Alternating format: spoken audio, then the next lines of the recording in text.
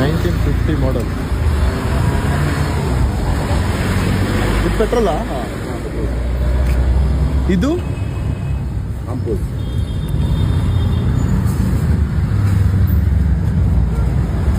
ಇದು hand break. ಇದು ನೋಡ್ರೆ ಏರೋಪ್ಲೇನ್ ತರನೇ ಸೆಟಪ್ ಇದೆ ಇಲ್ಲಿ ಫುಲ್ಲು. ಕೀ ಸ್ಲಾಟ್ ಇದು ಇಂಗ್ಲೆಂಡ್ ಇಂಪೋರ್ಟೆಡ್ ಮಷೀನ್ ಅಲ್ಲ?